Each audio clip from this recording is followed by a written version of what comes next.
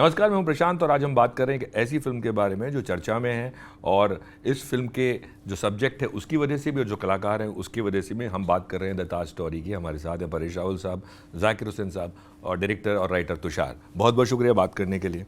तो सवाल तो आपसे सुबह से जब से इंटरव्यू शुरू हुए हैं लोगों ने बहुत किए होंगे, हो सकता है कि मेरा भी सवाल शायद उनमें से एक हो, लेकिन सबसे पहला सवाल जो मैं पूछना चाहूँगा वो ये कि ये जो फिल्म की जो कहानी है, आप इसको इंस्पायर्ड बाय ट्रू इवेंट्स कह रहे हैं या ये फिक्शनल स्टोरी है? नहीं, फिक्शनल नहीं है कहानी। जो कैरेक्टर है जिसके ज़रिए बात कही गई, of course they are fictional, क्योंकि आपको बात कहने के लिए कैरेक्टर भी चाहिए। अब शाहजहाँ को तो ला नहीं सकते, अब मुमताज़ महल को भी उनको भी ला नहीं सकते।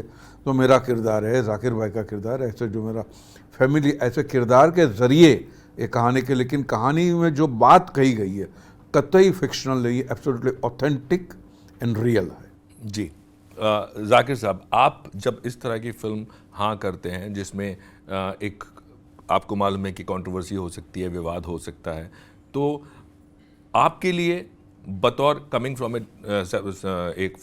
कम्युनिटी कितना मुश्किल होता है कि इसको इस तरह के कैरेक्टर के लिए हाँ कहने के लिए, इस तरह की फिल्म के लिए हाँ कहने के लिए? नहीं, देखिए, इस तरह की फिल्म के लिए ना कहने का तब बनता है जब स्क्रिप्ट में ऐसी बातें हों जो बर्दाश्त नहीं की जा सकती, जो कि वन साइडेड हैं, वो मैं मना कर देता हूँ। जैसे एक मेरे पास एक फ़िल्म आई थी, लोगों ने तो अभी, क्योंकि हिंदू मुस्लिम इतना हो रहा है, तो हलाला के ऊपर भी फिल्म बना रहे हैं। मैं कहा अच्छा, तो अब उन्हें हलाला के ऊपर फिल्म बना रहे तो एक्टर भी मुसलमान चाहिए। तो मैंने पता किया कि हाँ, क्या स्क्रिप्ट है। ऐसे थी कोई स्क्रिप्ट, पता नहीं किसकी थी। बोले बहू का विधवा हो गई है, उसका हलाला करना है। मैं कहा अच्छा, तो किससे करवाना है हलाला, क्या कैसे होगा, आप जानते हैं हलाला कैसे होता है? मेरे ससुर से। मैंने कहा तो ये स्क्रिप्ट ही गलत है आपकी, जिससे निकाह नहीं हो सकता उसके साथ हलाला भी नहीं हो सकता। तो कहने का मतलब ये है कि इतनी हिस्ट्री तो हम पढ़ के आए भाई साहब, और इतना इस्लाम तो हमें पता है, और इतना सनातन भी पता है, समझे ना। तो बात इसकी नहीं है कि मैं इसमें कोई अथॉरिटी रखता हूँ, बात यह है कि बात करने लायक तो पता है। हाँ बिल्कुल, शब्दशः उसका क्या मतलब, उसका ये मतलब, उसका तो इंटरप्रिटेशन की बात है। तो जब ये पता लगा कि भाई ये एक फिल्म है जिसके बारे में जो टॉपिक है ताजमहल के बारे में हम डिबेट करेंगे, और डिबेट उस पर करेंगे जो कहा जा चुका है, ना कि इस पे करेंगे कि हम क्या मानते हैं और तुम क्या मानते हो। इस पर नहीं, मानते तो 70 साल से रहे हैं, बात वो नहीं है, लेकिन उसके जो फैक्ट्स हैं, उसके जो किताबों में लिखे हैं, जिसने भी लिखे हैं, किसी ने गलत लिखे उस पर भी हमने सवाल किए हैं, और किसी ने सही लिखे हैं हमने उसको भी सही माना है। तो ये एक पब्लिक डोमेन की डिबेट है। तो ये फैक्ट्स है इस सारी चीज़ों में। स्टोरी लाइन एक चाहिए होती है कि चलो भी स्टोरी बना दें। उसमें ना तो बाबर का कैरेक्टर है, ना शाहजहाँ का है, ना मुमताज़ का, किसी का कोई कैरेक्टर नहीं। आम आदमी की कहानी है। कहानी इसलिए होती है कि हमें एक धागा पकड़ के पूरा स्वेटर उधेड़ना है, तो वो कहानी है बस, और क्या। बाकी तो स्वेटर तो असली है। नहीं, कई बार क्या होता है, बहुत सारे एक्टर्स होते हैं कि अगर उनको उस कहानी पे बिलीव है तो वो काम करते हैं, या उनको लगता है, जैसे आपने भी बोला कि आपने एक फिल्म को मना कर दिया। तुषार के पास आऊँगा। जैसे आपने कहा कि डिबेट है, तो फिल्म में डिबेट ही है या कंक्लूजन पे भी आप पहुंच रहे हैं, या डिबेट पे ही छोड़ा गया? खैर वो आप मुझे बता नहीं सकते, लेकिन फिर भी बैलेंस करना बहुत मुश्किल काम है, और वो भी एक ऐसे वक्त में कि जहाँ पे आपको लगता है कि कोई भी उठ खड़ा होगा, कोई भी सेंसर बोर्ड भी है, और बहुत सारी चीज़ें पिछली फिल्म में परेश जी झेल चुके हैं। इस पे मैं ये कहना चाहूँगा कि डेफिनेटली ये जो सब्जेक्ट है ये अपना आप में एक विवादित सब्जेक्ट बना दिया है लोगों ने, है नहीं मतलब कुछ ऐसा। तो देखिए क्या है कि जब मैं इसकी पटकथा हमने लिखी, और इस पे क्योंकि जो डायलॉग्स थे और जो नैरेटिव, मतलब जो कैरेक्टर्स है, जाकिर सर का जो कैरेक्टर है, इसमें सर का जो कैरेक्टर है, दोनों डिफरेंट रिलीजन के हैं, एक हिंदू एक मुस्लिम। तो अपने आप में एक ये लोग इस पर पहले एक दीवार बना के खड़ा कर देते हैं कि हाँ दोनों के बीच की एक लड़ाई है। तो वो कैरेक्टर्स की बात कर रहे हैं, कैरेक्टर्स की बात कर रहा हूँ। तो इसको बैलेंस भी करना, क्योंकि एज अ फिल्म मेकर ये हमारी भी रिस्पॉन्सिबिलिटी है कि हम कोई कम्युनल राइट ना फैलाए या हेट्रेड ना फैलाए अपनी फिल्म के उद्देश्य है, हमारा ये नहीं है।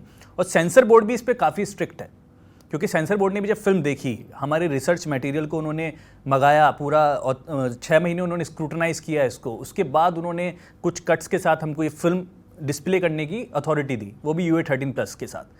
तो डेफिनेटली फिल्म लोग देखेंगे और उनको समझ में आएगा कि फिल्म के अंदर कोई भी ऐसा विवादित हमने चीज़ नहीं रखी है, दोनों पक्षों को मजबूती के साथ, काउंटर के साथ दिखाया है, and let the audience decide कि वो क्या नैरेटिव एक्सेप्ट करना चाहते हैं। बट जो सेंसर ने कट्स दिए उससे कहीं कहानी में जो कहानी का कहते हैं बहाव, उस पर कोई फ़र्क तो नहीं आया? देखिए, अब एज अ फिल्म मेकर मैं ये कहना चाहूँगा कि एक जो फ्लो था मेरी स्टोरी का, उसमें थोड़ा सा तो फ़र्क आता है, लेकिन अब सेंसर की भी अपनी एक रेस्पॉन्सिबिलिटी है। वो भी नहीं चाहते कि देश में इस तरह का कोई माहौल बने, तो उनके जजमेंट को हम डेफिनेटली सम्मान करते हैं, और उस हिसाब से जो उन्होंने कहा, हमने उस हिसाब से अपनी फिल्म को कट्स दिए। बट हाँ, हमने आर्ग्यूमेंट भी की, जो भी कट्स दिए वो कुछ नाजायज़ कट्स थे, वो नहीं देने चाहिए थे। वो ऐसा कुछ नहीं था कि उनको दिखाने से ज़्यादा चक्कर तो नहीं काटने पड़े?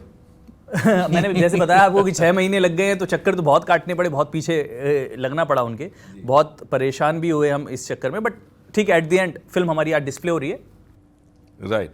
अभी आपने बोला कि जो कैरेक्टर्स हैं, 2 डिफरेंट कम्युनिटीज़ हैं, जाकिर साहब को लेने के पीछे क्या वजह थी? जाकिर सर का मैं फ़ैन हूँ सरकार से।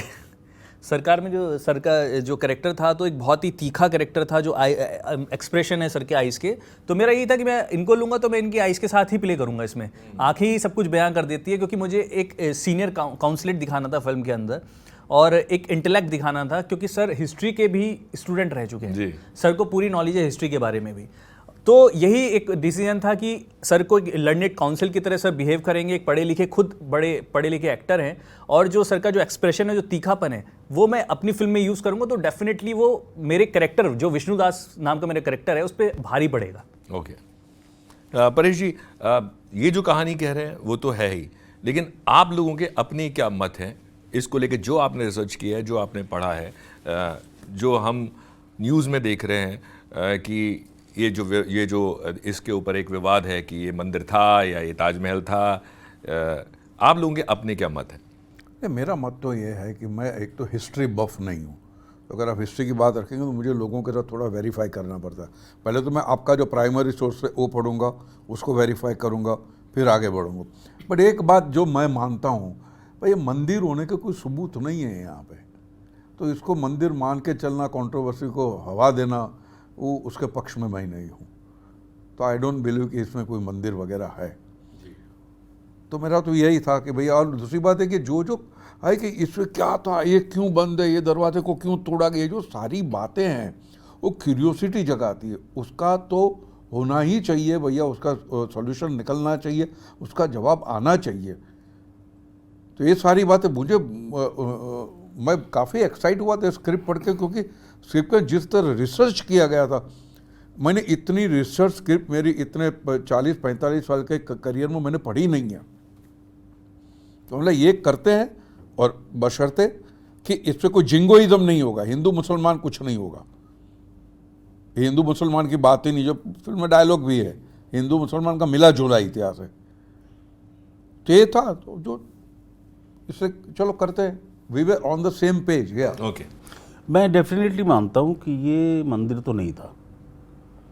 इसके सबूत हमको शाहजहाँ की क्रॉनिकल्स या जो भी किताब है उसमें मिलते हैं कि उन्होंने एक हवेली ली थी, जो कि सफ़ेद रंग की थी, संगमरमर की थी, अकेली उस पूरे इलाके में ऐसी हवेली।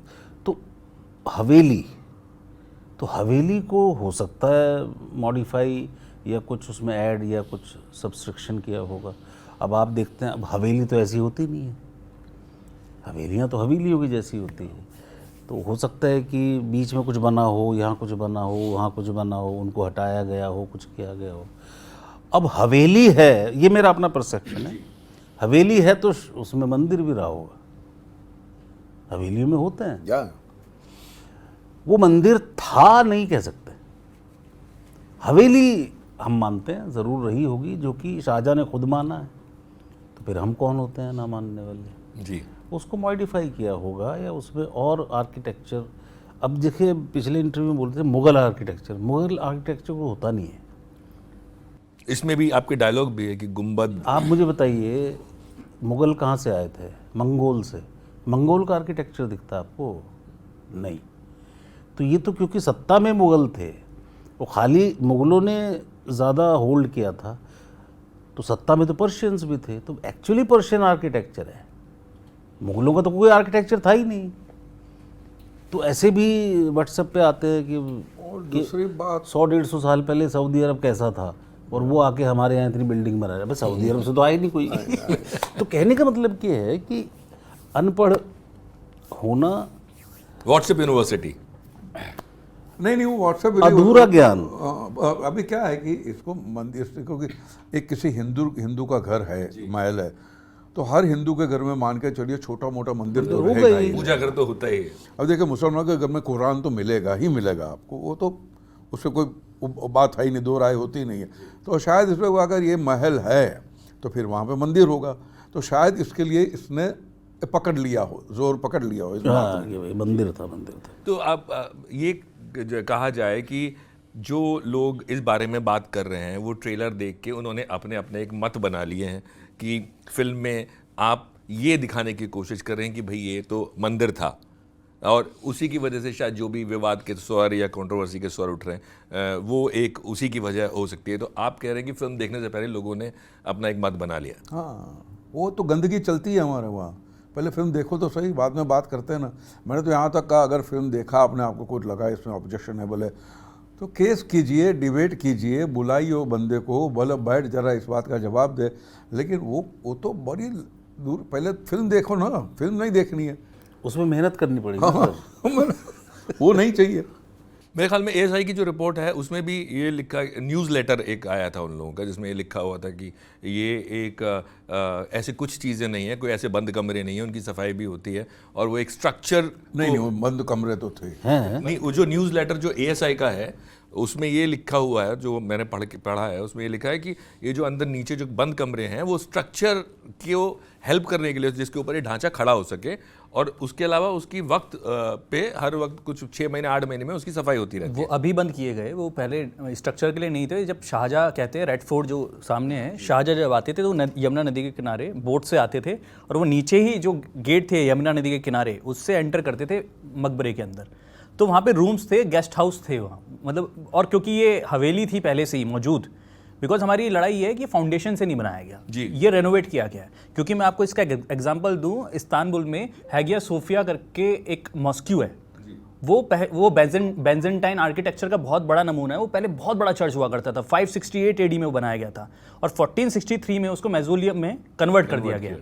और फिर जो एडिशन किए उन्होंने मिनारत्स के एडिशन किए, 4 मिनारत्स खड़ी कर दी। तो सेम सिमिलरिटी आप देखो तो ताजमहल में भी दिखती है। हवेली थी और डेफिनेटली जो एडिशंस किए होंगे वो मिनारत के किए होंगे। और रूम्स जो हैं उसके अंदर नीचे मंदिर भी हो सकता है, क्योंकि वो हिंदू पैलेस था जो मार्वन मिल्स ने भी कहा है, और हिंदू मतलब पैलेस था तो उसमें मंदिर भी कोई छोटा मोटा तो नहीं होगा, राइट, जैसे हमारे घरों में होता है। वो बड़ा ही राजा का महल था तो बड़ा ही मंदिर होगा। जी। परेश जी, आप कहते हैं कि आपने 40 साल में ऐसी स्क्रिप्ट नहीं पढ़ी है, आप बहुत सोच समझ के आप फिल्में करते हैं। हर नहीं, ऐसी बात है, मैं घटिया फिल्म भी करता हूँ, लेकिन जब ऐसी स्क्रिप्ट आती है जो सेंसिटिव होती है बाय नेचर। बट घटिया फिल्म तो आप मना कर देते। नहीं घटिया पैसों के लिए तो करना पड़ेगा ना यार।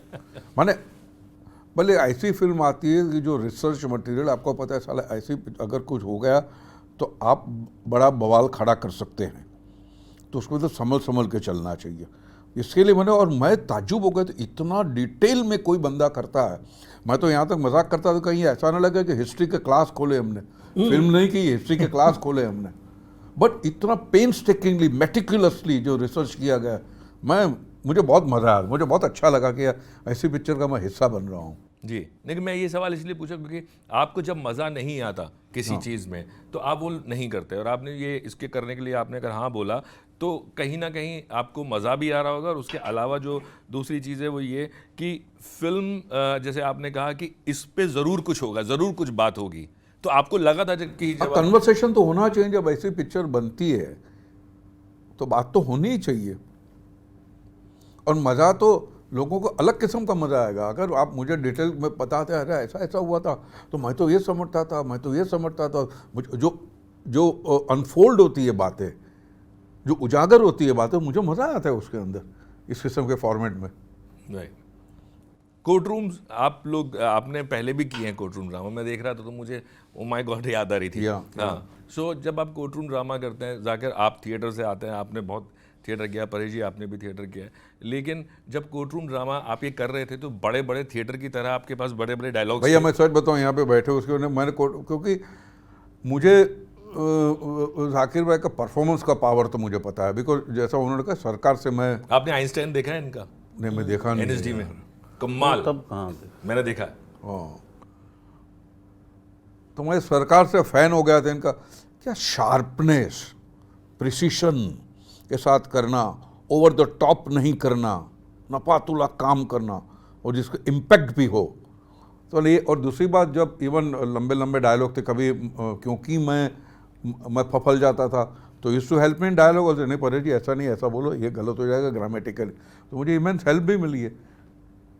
और दूसरे उसमें क्या होता है कि हम जो है as an actor when you are on front of the camera, तो स्टेज पे नहीं लेकिन कैमरा के सामने आपको चीटिंग करनी आनी चाहिए, ये भी आपका हिस्सा होता है।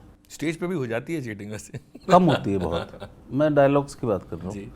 दूसरी क्या है कि जैसे अब हम एक किताब का रेफरेंस दे रहे हैं, अब उसमें 1.5 पेज का रेफरेंस है, कौन याद करेगा उसको? काहे को याद करना? तो कैसी चीटिंग की आपने? चीटिंग वो किताब में स्क्रिप्ट लिख ली, चिपका ली, उसमें लगा लिया पन्ना कि देखिए जो साहब मैं आपको रेफरेंस देना चाहता हूँ फलाने फलाने का क्या नाम है उनका, उनके फरमान थे, फरमान, ये देखिए ये फरमान है, इसमें ये राजा ये कहते हैं कि ऐसा ऐसा है, ये पढ़ के ही तो सुनाना है, किताब में से कोट कर रहा है वो, ये पढ़ के सुना रहा है, और ये देखिए। लेकिन मैं यहाँ एक चीज़ एडिशन करना चाहूँगा कि मैंने सर से भी और जाकिर सर से भी दोनों से ये बात कहा कि सर बहुत लंबे लंबे डायलॉग हैं, तो can we use a teleprompter, मतलब क्योंकि आपको दिक्कत होगी, स्ट्रिक्टली सोशल मीडिया पे वायरल हो जाता है, स्ट्रिक्टली मना कर दिया है ना टेलीप्रॉम्प्टर, ये है नहीं भैया हम स्ट्रिक्टली मना कर दिया, नहीं चलता पैसे लेते तो इतनी मेहनत करे भाई। अब इतने लंबे डायलॉग, और ऐसा नहीं कि मतलब एक एक पेज, आधा पेज, 1.5 पेज, क्योंकि वो रेफरेंसेज हैं। अब रेफरेंस को हम डायलॉग की तरह काट छाट तो सकते नहीं, जो किताब में लिखा है वो बोलना पड़ेगा। राइट। तो उसको याद क्यों करें जब किताब में से ही पढ़ के बोलना है? तो कहने का मतलब है कई बार आपको ऐसी चीटिंग कर लेनी चाहिए, तो वो चलता है। बिल्कुल। अब जैसे साउथ की फिल्में आप करने जाओ, वो अलाउ करते हैं, उनको पता है कि देखिए थिएटर में आप एक महीना रिहर्सल करते हैं तो अपने आप याद हो जाता है, उनको मालूम है ये एलियन लैंग्वेज है यार इनके लिए, जी वो उसको एक्सेप्ट करते हैं। तो कहने का मतलब ये है कि आपको पता होना चाहिए कि चीटिंग भी कैसे करना। अरे कुछ बातें तो ऐसी थी यार, वाकई ऐसा है अंदर, मैं पूछता था, बोलते हाँ ऐसा है, मैंने नहीं यार तू मजाक कर रहा है यार तू यार रिसर्च के माने तो बेवकूफ़ तो नहीं बना। बोलते नहीं परेश जी है ऐसा अंदर। मुझे भी था जो अंदर, मुझे मतलब बहुत मजा हुआ है कि इतनी चीजें जानने को मिली है, क्योंकि मैं कभी ताज के अंदर नहीं गया। अंदर जाने को मिलता नहीं है। जैसे कुतुब मीनार है, मैं गया हूँ उसकी फर्स्ट फ्लोर पे। जब मैं दिल्ली में आया था तो मेरे घर से फर्स्ट फ्लोर से दिखती थी वो, सामने पेड़ वेड़ नहीं थे, बिल्डिंग नहीं थी।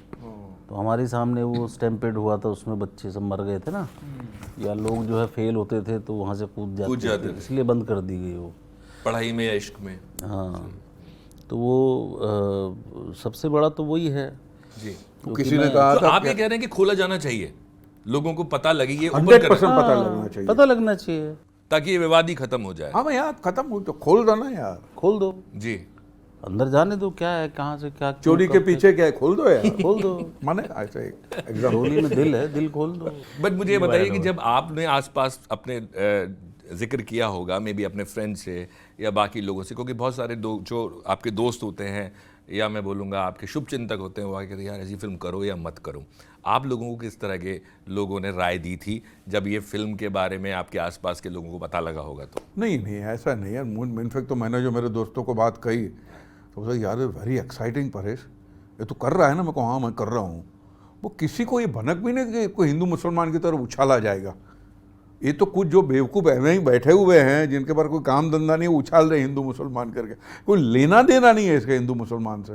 तो उनको तो बहुत मज़ा दिखा, ताजमहल में ऐसा है तो सही बात है, ये तो इस किस्म की तो बात करनी चाहिए जी है। और क्योंकि वो किताब में लिखा है जी।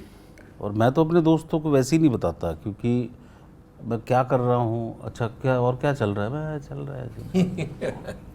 आखिरी चीज़ पूछूंगा आपसे कि परेश जी और जाकिर दोनों जो हैं मंझे हुए कलाकार हैं, और आप तीनों से ही सवाल है आपसे ये कि दो दिग्गजों को काम करने के लिए, और आप अभी यंग हैं, थोड़ा दिल में धक धक भी हुई होगी, और परेश जी और आप जब कोई नया डायरेक्टर होता है तो आसानी से विश्वास हो जाता है कि हाँ भाई ये कर लेगा, या स्क्रिप्ट पढ़ के आपको हो गया कि ये कर लेगा? स्क्रिप्ट पढ़ के ही होता है।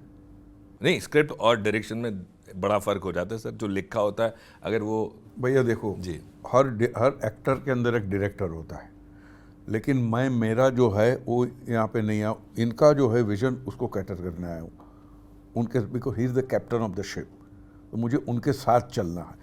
अपनी तरफ जो ये करे, अगर उन्होंने नहीं माना तो ठीक है भाई छोड़ दो, क्योंकि फिल्म उनकी है और डायरेक्टर वो है।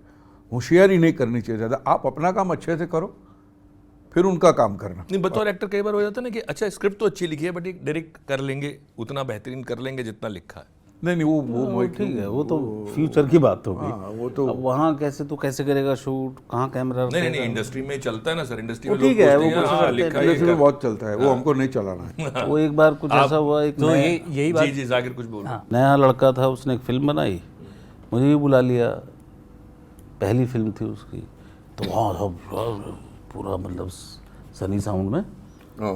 और राजपाल था उसमें, तो सर कैसी लगी, मैंने कहा सवाल ही गलत है आपका। जोर से लगी क्या मतलब? मैं कहा इसने कोशिश की है, पहली फिल्म बनाई है, मैं 10 में से 11 नंबर दूंगा, बात कहोगे खत्म है यहाँ पे। कैसी लगी तो मतलब बैनर में भी गलतियाँ हैं, या वो सब मत पूछो, कैसी लगी फिल्म। इसने बनाई है पहली फिल्म और हम उसकी तारीफ करो, कोशिश की है, दूसरी बनाएगा, तीसरी बनाएगा। जब ये ऐसी बना लेगा जिस पे हम करें सवाल, तब सवाल भी कर लेंगे।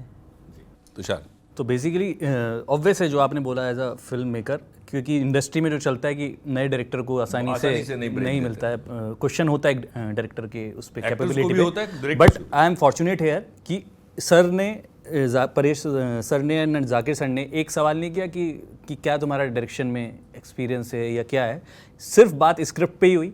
स्क्रिप्ट पे जितना हमको मथना था हमने उतना मथा, सर का भी कॉल आता था, कई बार हमने इस पर डिस्कशन किया, बहुत सारी सिटिंग्स की और ऑथेंटिक हम हिस्टोरियंस से भी मिले, लेकिन डायरेक्शन पे कभी सवाल नहीं उठा। दे ट्रस्ट मी अलॉट, और मैंने भी बखूबी कोशिश की कि मैं इनके ट्रस्ट को निभा सकूं, और वो मैंने कोशिश की है जो ऑडियंस फिल्म को देखेगी। हमने रिहर्सल की 3-4 दिन परेश भाई की। नहीं बट अच्छी बात यह है कि आपने ट्रस्ट दिखाया, या और मेरा ख्याल में अगर ट्रस्ट दिखाने लगे लोग इंडस्ट्री में, डायरेक्टर तो डेफिनेटली ऐसे नए टैलेंट और एस्पायरिंग फिल्म मेकर्स आएगा, हालत सुधर जाएगी मेरे ख्याल में। यस और फ्रेश कहानियां, फ्रेश टैलेंट, एक नया विजन देखने को मिलेगा। राइट। बहुत बहुत शुक्रिया बात करने के लिए, and all the best for the film. Thank you thank you Prashant, thank you.